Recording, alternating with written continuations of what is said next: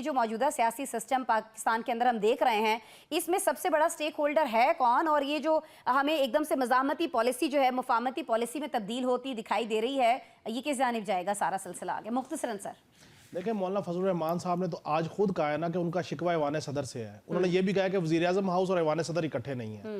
تو میں یہی آپ کو گزارش کر رہا تھا کہ بیٹے کی گارنٹی باپ نے نہیں مانی، بل پہ سائن نہیں کیے. آج انہوں نے خود کہہ دیا. جو سٹیک ہولڈر کی بات ہے، دیکھیں اس پورے پولیٹیکل سسٹم میں سب سے مضبوط اور بڑا سٹیک ہولڈر پیپلز پارٹی ہے.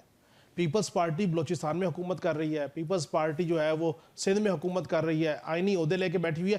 پیپلز پارٹی کیوں تحریک انصاف کے اس مطالبے کی سپورٹ کرے گی کہ نیا الیکشن ہو جائے، نیا مینڈیٹ واپس ہو جائے، جیسے پچھلے سیگمنٹ میں طاہر ملک صاحب نے بھی کہا. اچھا، اب جب پیپلز پارٹی 2 صوبوں میں حکومت کر رہی ہے تو تحریک انصاف خیبر پختونخوا میں حکومت کر رہی ہے. خیبر پختونخوا واحد صوبہ ہے جہاں پہ ان کو سیف ہیون ملا ہوا ہے. وہاں سے وہ فنڈز جنریٹ کرتے ہیں، پبلک لے کے آتے ہیں، وفاق پہ چڑھائی کرتے ہیں. وہ کیوں اپنی حکومت جانے دیں گے؟ جب یہ 3 حکومتیں نہیں جائیں گی تو پنجاب کی حکومت نون لیگ کیوں چھوڑے گی؟ مسئلہ یہ ہے کہ جو کھیلنے کا مارجن ہے نا، پلے گراؤنڈ جو ہے، پلے گراؤنڈ صرف وفاق کی حکومت ہے. اور وفاق میں تبدیلی اسی صورت آئے گی جب پی ٹی آئی اپنا مینڈیٹ بلینک چیک کی صورت میں پیپلز پارٹی کو دے گی. اگر پیپلز پارٹی نے وہ چیزیں اڈاپٹ کر لی، پی ٹی آئی کو تھوڑا سا کوشن مل گیا اور مذاکرات میں یہ بات طے ہو گئی کہ ٹھیک ہے جی آپ کھل کے اپنے نمبر گیم کے اوپر مینج کر لیں، تو وفاق میں تبدیلی ہو سکتی ہے. نئے الیکشن کا تو سوال ہی نہیں پیدا ہوتا کہ پی ٹی آئی کا مطالبہ تسلیم ہو جائے. پی ٹی آئی کو یہ ہو سکتا ہے کہ چلے آپ کو ریلیف اتنا دیتے ہیں کہ آپ پارلیمان کے اندر بیٹھے رہیں اور جو چیک ہوتا ہے نا، چیک وہ نون لیگ کے اوپر رہے، نون لیگ کے اوپر دباؤ رہے تاکہ وہ پرفارم کرتے ہیں. تو پھر 26 نومبر کو بھی اسی چیز سے فائدہ اٹھانے کی کوشش کی تھی دونوں پارٹیز نے. جیسے طاہر صاحب نے بات کی ہے کہ وہ تو چاہتے تھے کہ اس طرح کا کوئی واقعہ ہو اور وہ واقعہ ہو گیا تو ان کی تو پانچوں گھی میں ہو گئی نا. تو سر کڑائی میں ڈالنے کے لیے 26 نومبر کو سچویشن جو ہے وہ مزید خراب کرنے کی کوشش کی گئی. سر دیکھیں، میں نے آپ کو کیا کہا تھا کہ بڑھ کے مار رہی ہے سرکار اور تحریک انصاف ہے سڑکوں پہ. ٹھیک ہے جی، اب کیوں کہہ رہے تھے بڑھ کے مارے؟ آ کے دکھاؤ، آ کے دکھاؤ. اور وہ غیر سیاسی وزیر داخلہ صاحب ان کو انسٹیگیٹ کر رہے تھے، آ کے دکھاؤ. انہوں نے لانا تھا، لا کے یہ سارا بلوہ ہونا تھا تو سیمی 9 مئی ہو گیا، ان کے گلے ڈل گیا نا. اچھا، اس کے بعد چلے بھی گئے. اچھا، جانے کے بعد جو لیڈرشپ تھی بشرا بی بی کی وہ تو ہوگی فارغ، کیونکہ جو تحریک انصاف کی سیاسی لیڈرشپ تھی ان کے ساتھ کھڑی نہیں ہوئی. اب آپ بات کو سمجھے، جو بات طاہر ملک صاحب نے کی ہے کہ 9 مئی معاملہ ہے تحریک انصاف ورسز ریاست، سیاست نہیں. اب وہ کہتے ہیں جی ہمیں راستہ دکھائیں، تو راستہ کون دکھائے گا؟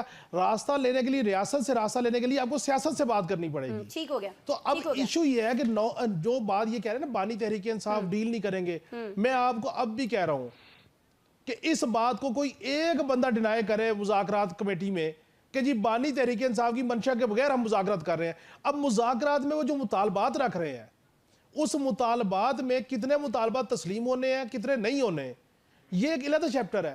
لیکن ان مذاکرات کے ذریعے ڈیل ہی ہونی ہے. آپ اس بات کو تسلیم کیجئے، مذاکرات کے ذریعے ہی نواز شریف کی ڈیل ہوئی، مذاکرات کے ذریعے ہی زرداری صاحب کی ڈیل ہوئی، مذاکرات کے ذریعے ہی علی گنڈا پور وزیر اعلیٰ بنے. 26 کا ہنسا ہے کاشف صاحب، یہ کچھ راست نہیں آ رہا ہے. ہم 26ویں آئینی ترمیم کی بات کر لیں، ہم 26 نومبر کے احتجاج کی بات کر لیں، ہم دیکھ رہے ہیں کہ 26 کی تاریخوں کے بعد ہی سارا کا سارا معاملہ جو ہے پی ٹی آئی کے ساتھ وہ الٹ ہوتا دکھائی دیتا ہے. سر بسم اللہ الرحمن الرحیم. 26 کا انصاف واقعی تحریک انصاف کے لیے درد سر بن گیا کہ اگر 26ویں آئینی ترمیم نہ ہوتی تو سپریم کورٹ کے چیف جسٹس کوئی اور ہوتے. 26ویں آئینی ترمیم نہ ہوتی تو نہ یہ آئینی بینچ بنتا اور نہ یہ معاملات اس طرح بیہیو کرتے. پھر نہ 24 نومبر کو وہ نکلتے اور 26 نومبر کو اسلام آباد آتے، نہ ضد کرتے، نہ یہ معاملات اتنے سنگین ہوتے کہ اس کے فوراً بعد ریلیف لینے کی بجائے فرد جرم پہ فرد جرم لگتی چلی جا رہی ہے. فیض صاحب پہ بھی فرد جرم عائد ہو گئی، بانی تحریک انصاف پہ بھی ہو گئی، ان کی مین سٹریم لیڈرشپ پہ بھی ہو گئی. اور توشہ خانہ 2 کے حوالے سے بڑی کوشش کی بشرا بی بی نے کہ وہاں پہ روزانہ جو ہیئرنگ ہوتی تھی 24 نومبر سے پہلے، کبھی بیماری کا بہانہ، کبھی کوئی اور بہانہ، کبھی کوئی اور بہانہ، کہ کسی طریقے سے فرد جرم ڈیلے ہو جائے. اور میں یہ ذاتی طور پہ سمجھتا ہوں کہ یہ شاید اس لیے بھی کیا جا رہا تھا کہ کوئی پولیٹیکل انگیجمنٹ شروع ہو جائے گی، کوئی سی بی ایمز بحال ہو جائیں گے، کوئی گفتگو شروع ہو جائے گی تو شاید یہ معاملات جو ہے وہ لنگر آن ہو جائیں گے. کیونکہ جس وقت بیک ڈور ڈپلومیسی ہوتی ہے، سی بی ایمز ہوتے ہیں، تو پھر ہم نے دیکھا کہ ان کے نتائج جو ہے نا وہ عدالتوں سے نکلا کرتے ہیں. وہ ایسے ہی نتائج عدالتوں سے نکلا کرتے ہیں جیسے ماضی بعید میں سزاؤں کے مقدمات جو سے اس میں بریت ہوگی مریم بی بی کی، نواز شریف صاحب کی، ایسے ہی زرداری صاحب کی. تو مجھے تو اس میں کوئی دوسری رائے نہیں ہے کہ ایسی جب سی بی ایم ان کی کامیاب ہوگی تحریک انصاف کی حکومت کے ساتھ یا کسی اور کے ساتھ، تو پھر اس کے بعد یہ ساری سزائیں، یہ سارے کیسز جو سے ہیں وہ چلے جائیں گے، ختم ہو جائیں گے، لنگر آن ہو جائیں گے، ضمانتیں ہو جائیں گی. لیکن سی بی ایم بحال نہیں ہوئے، جس کی وجہ سے میں سمجھتا ہوں کہ فرد جرم پہ فرد جرم لگتی چلی جا رہی ہے، اور یہ کوئی اچھا سائن نہیں ہے. توشہ خانہ 2 میں 18 دسمبر کو گواہان آئیں گے. اگر فرض کر لیں وہ کیس جو ہے وہ کنکلوڈ ہو جاتا ہے دسمبر کے اینڈ تک یا جنوری کے فرسٹ ویک تک، تو اس میں اگر سزا اور جزا کا معاملہ سامنے آ جاتا ہے اور اس میں خدا نہ خواستہ بانی تحریک انصاف کو اور بشرا بی بی کو سزا ہوتی ہے، تو پھر بشرا بی بی کی وہ موجیں جو وہ ضمانت کرا کے حاصل کر رہی ہیں وہ موجیں ختم ہو جائیں گی، اور دوبارہ ان کو بیہائنڈ دا بار جانا پڑے گا، پھر ان کو ایک نیا لیٹیگیشن فیس کرنا پڑے گا. سو میں یہ سمجھتا ہوں کہ 9 مئی کی فرد جرم ہو یا توشہ خانہ 2 کی فرد جرم ہو، یہ شاید اس فرد جرم کو روکنے کے لیے مزاحمت کی گئی اور اس مزاحمت کے ذریعے مفاہمت کرنے کی کوشش کی گئی جو کارگر نہ ہوئی. لیکن ایک چیز اچھی ہے کہ چلے دیر آئے درست آئے، ورکرز تو مرتے رہتے ہیں، گولیاں بھی لگتی رہتی ہیں، چیزیں ہوتی رہتی ہیں، چلیں مذاکرات کی ٹیبل پہ وہ آ جاتے ہیں اور مذاکرات کے ذریعے چیزیں آگے چلتی ہیں، تو اینڈ سلوشن مذاکرات ہی ہے جو انہوں نے اب اڈاپٹ کیا ہے. یہ بات بالکل ٹھیک ہے کہ جب تک 9 مئی کا معاملہ سیٹل نہیں ہوگا، معافی نہیں ہوگی، مذاکرات کنکلوڈ نہیں ہوں گے. لیکن سوال یہ ہے کہ مجھے تو اس دن کا انتظار ہے جس دن یہ سارے سیاستدان بیٹھ کے کم از کم ایک نقطے پہ ایگری کر جائیں کہ حکومت جس کی بھی ہو، جس کے صوبے میں ہو، تمام سیاسی جماعتیں حکومت میں ہیں، صوبوں میں ہیں یا مرکز میں ہیں، ہم اپنے اپنے صوبوں میں بلدیاتی انتخابات کروائیں گے. پھر ہی جمہوریت کی آبیاری ہوگی نا، پھر ہی سیاستدان مضبوط ہوں گے. کیا اسٹیبلشمنٹ نے منع کیا کہ بلدیاتی الیکشن نہ کروائیں؟ کیا اسٹیبلشمنٹ اس میں رکاوٹ ہے؟ نہیں. اگر آپ اس استدلال کو لے کے آتے ہیں کہ عدالت انصاف کی مبنی بشرا بی بی کو انہوں نے ضمانت دی ہے، تو پھر آپ اس استدلال کو بھی ایڈمٹ کیجئے کہ شریف خاندان، زرداری خاندان سمیت جس کو عدالتوں نے ریلیف دیا وہ انصاف کے تقاضوں کے مطابق دیا، کسی اسٹیبلشمنٹ نے پیچھے سے ڈیل نہیں کی. یا آپ اس طرف استدلال دیں گے یا اس طرف استدلال دیں گے.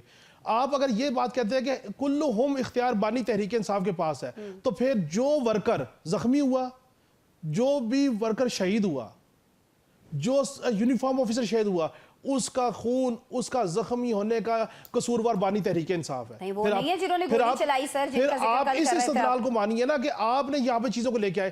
اب آپ نے اپنی تمام حربے استعمال کر لیے، 24 نومبر کر لیا، ہر چیز کر لی، اس کے بعد آپ کہہ رہے ہیں ہم مذاکرات کرنے کو تیار ہیں. کن سے؟ فارم 47 والوں سے بھی کرنے کو تیار ہیں، ہم پاور کوریڈور سے بھی کرنے کو تیار ہیں. اسی بات کے اوپر تو ہم رونا رو رہے ہیں کہ بھائی جس وقت آپ نے اسمبلیاں ڈیزالو کی تھیں، پارلیمان میں مذاکرات ہو رہے تھے، پی ڈی ایم کے لوگ مذاکرات کر رہے تھے، وہاں سے بیک آؤٹ کیا تھا تحریک انصاف نے. یہ ریکارڈ کا حصہ ہے، اس پہ میں کوئی ایگزیجریٹ نہیں کر رہا. تو اب اگر آپ مذاکرات کرنا چاہ رہے ہیں تو آپ پہلے اس کی حیثیت کو تسلیم کریں گے تو مذاکرات کریں گے.